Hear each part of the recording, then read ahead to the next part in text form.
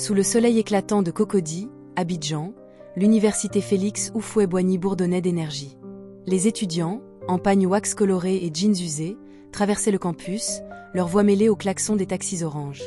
Kofi Bamba, fils d'un puissant politicien, se pavanait près de l'amphithéâtre, son smartphone dernier cri à la main, une montre brillante au poignet. « Yacouba, mon frère, on dirait un woro-woro en panne avec ce sac. » lança-t-il, riant à son ami Yacouba, qui portait un vieux sac à dos rapiécé.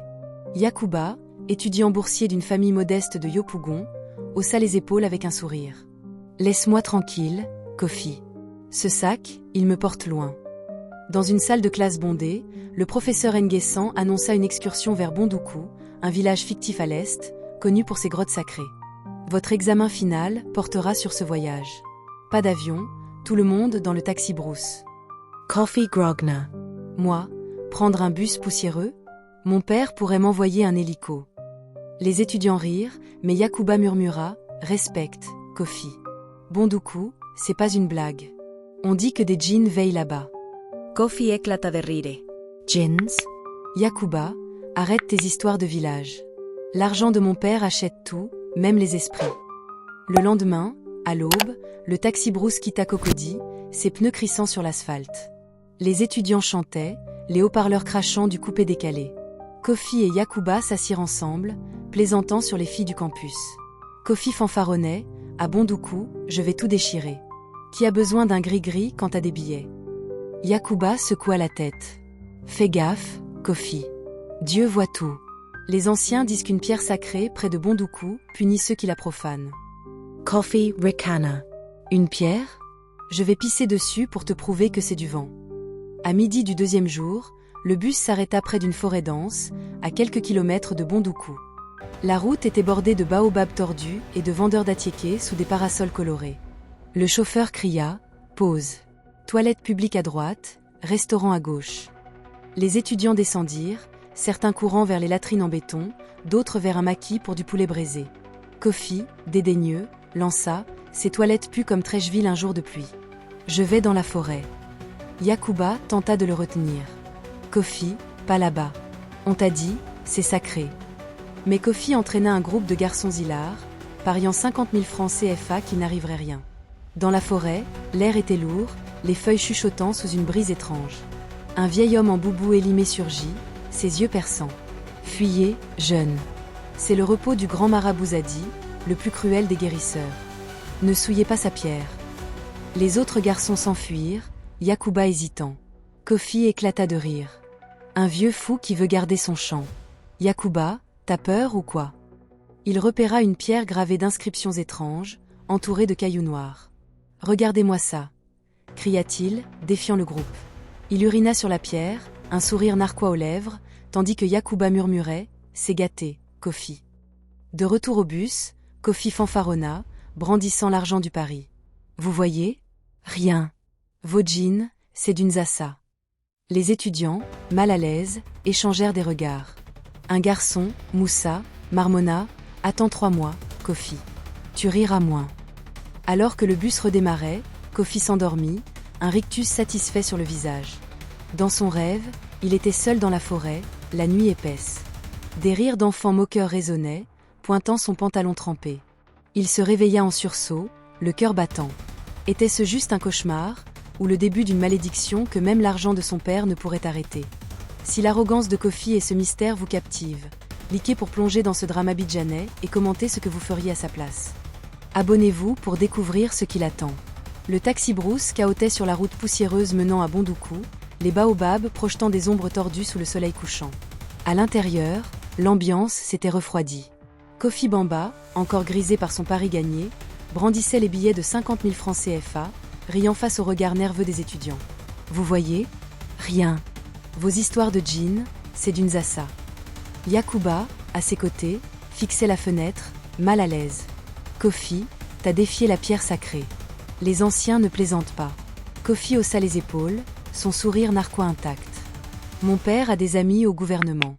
Aucun djinn ne touche un bamba. La nuit tombait quand le bus atteignit Bondoukou, un village fictif où les lampes à huile vacillaient dans les maquis et les femmes en pagne wax vendaient de l'attiéké fumant.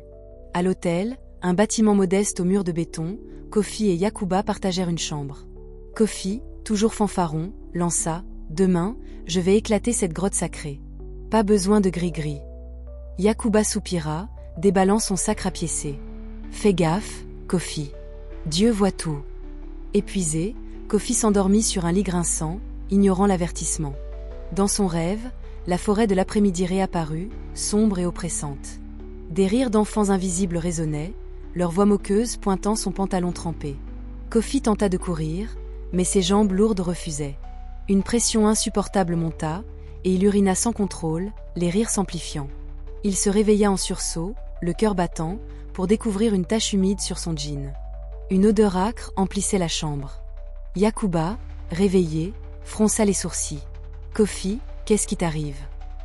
Mortifié, Kofi murmura « Rien, juste trop d'eau bu. » Il se changea en silence, jetant ses vêtements dans un coin. Le lendemain, lors de la visite guidée à Bonduku, Kofi évita les regards des étudiants. Les grottes sacrées, entourées de palmiers et de statues en bois, dégageaient une aura pesante. Le guide raconta des légendes sur Zadi, un guérisseur cruel dont l'esprit hantait la région. Kofi, feignant l'indifférence, plaisanta « Un fantôme ? Je vais lui offrir un coca. » Mais les rires des autres étaient forcés. Dans le bus de retour, Kofi s'endormit à nouveau. Le même rêve revint, enfant moqueur, forêt obscure, urine incontrôlable. Réveillé par des rires réels, il sentit une chaleur humide. Les étudiants chuchotaient, pointant son siège. Moussa, un camarade, lança « Alors, Kofi, ton père va payer pour nettoyer le bus. » La honte brûlait ses joues. Yakuba murmura « Va voir un marabout, Kofi. C'est pas normal. » Mais Kofi, têtu, grogna « C'est rien, Yakuba. Juste un mauvais jour. » Pourtant, une peur sourde grandissait. La malédiction était-elle réelle, ou son esprit lui jouait-il des tours? Bonduku s'éveillait sous un ciel gris, ses marchés vibrants de l'odeur d'attiéké et de poissons braisés. Kofi Bamba, les yeux cernés, cachait sa honte sous une casquette baissée. Les rires des étudiants résonnaient encore dans sa tête. Dans le maquis du village, où les étudiants prenaient leur petit déjeuner, Moussa lança « Kofi, t'as payé pour nettoyer le bus ou pas ?» Les rires éclatèrent, et Kofi serra les poings. « Ferme-la, Moussa. C'est juste un accident. » Yakuba, à ses côtés, murmura « Kofi, va voir un marabout. Ce n'est pas normal. » Kofi ricana, mais son assurance vacillait. « Un marabout ? Je vais appeler mon père, il réglera ça. » De retour dans le taxi-brousse, Kofi évita les regards, son téléphone collé à l'oreille. « Papa, j'ai besoin d'un coup de main. Des idiots racontent n'importe quoi sur moi. » Son père, voix autoritaire, promit d'étouffer les rumeurs à l'université. Mais au fond, Kofi sentait une peur grandir. La visite des grottes sacrées fut un calvaire. Chaque pas dans l'ombre des palmiers semblait amplifier les rires moqueurs de son rêve. Il s'éloigna du groupe pour s'asseoir sous un baobab, feignant un mal de tête. Yakuba le rejoignit. « Coffee, 2 changes. » Écoute les anciens. Cette pierre, c'était la tombe de Zadi. Il ne pardonne pas. Kofi explosa. « Arrête tes bêtises, Yakuba. C'est rien, juste un cauchemar. » Sur la route du retour vers Abidjan, Kofi s'endormit, espérant échapper à la honte. Le rêve revint, plus intense. La forêt, les enfants, l'urine incontrôlable. Réveillé par un cri, il découvrit une nouvelle tache humide.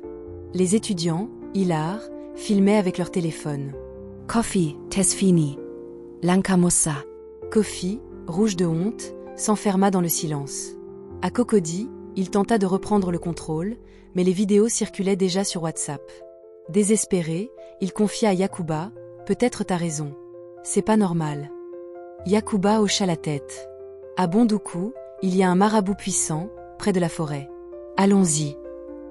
Tard dans la nuit, Kofi et Yakuba rencontrèrent Moussa, un étudiant originaire de Bonduku, dans un maquis de Cocody. Moussa, contre une somme rondelette, accepta de les guider. « Vous voulez voir le vieux Djedje ? Il connaît Zadi. Mais ça va coûter cher, Kofi. » Kofi, déterminé, tendit les billets. Le trio partit en taxi orange, vers une forêt dense à la lisière de Bonduku. Sous les étoiles, une hutte éclairée par une lampe à huile apparut. Une voix grave tonna, qui ose troubler Zadi. Kofi, tremblant, réalisa-t-il enfin la gravité de son acte, ou était-il trop tard pour échapper à la malédiction? La forêt près de Bonduku, dense et silencieuse, semblait avaler la lumière des étoiles. La hutte du marabout, éclairé par une lampe à huile vacillante, dégageait une aura oppressante. Kofi Bamba, le visage trempé de sueur, entra avec Yacouba et Moussa, leurs pas résonnant sur le sol terreux. Une voix grave tonna, « Enlevez vos chaussures, ou les djinns vous foudroieront. » Kofi, tremblant, obéit, ses baskets flashy contrastant avec le tapis usé. À l'intérieur, un vieil homme aveugle, Djedje, les yeux bandés d'un tissu rouge, était assis près d'une bougie. « Qui ose troubler Zadi ?» demanda-t-il, sa voix faisant frissonner l'air. Kofi, la gorge sèche, balbutia, « C'est moi. J'ai uriné sur la pierre. Aidez-moi, s'il vous plaît. » Djedje éclata d'un rire rauque. « Tu as profané la tombe de Zadi, le guérisseur le plus cruel de Bondoukou. L'esprit est furieux. Sans sacrifice, tu mourras dans 3 jours. » Yacouba, pâle, murmura, « Quel sacrifice ?» Djedje pointa un doigt noueux. « Ton corps a souillé Zadi. Offre ta capacité à uriner ou à procréer. Ou trouve quelqu'un pour le faire à ta place. » Kofi, horrifié, tomba à genoux. « Non, pas ça. Il y a une autre solution, non ?»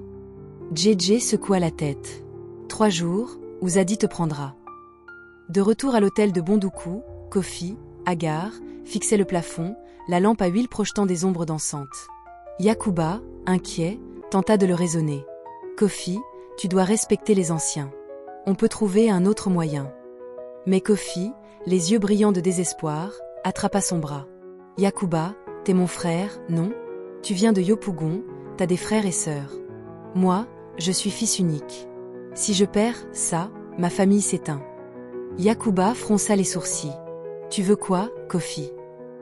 Kofi baissa la voix, un rictus calculateur. « Sacrifie-toi pour moi. Ton organe reproducteur.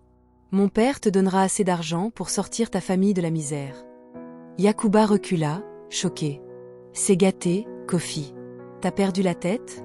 Je t'ai averti, et maintenant tu me demandes ça ?» Le silence pesa, lourd comme l'air de la forêt. Kofi, sans remords, insista, « Pense à ta famille, Yacouba. Avec cet argent, ils mangeront plus que de l'attiéquérance. » Yacouba, tremblant de colère, tourna les talons. « T'es pas mon frère. » Moussa, témoin de la scène, ricana. « Kofi, même ton argent ne rachète pas Zadi. » Alors que le taxi-brousse les ramenait vers Abidjan, Kofi, seul à l'arrière, sentit une nouvelle vague d'urine dans son sommeil, les rires des étudiants résonnant dans sa tête.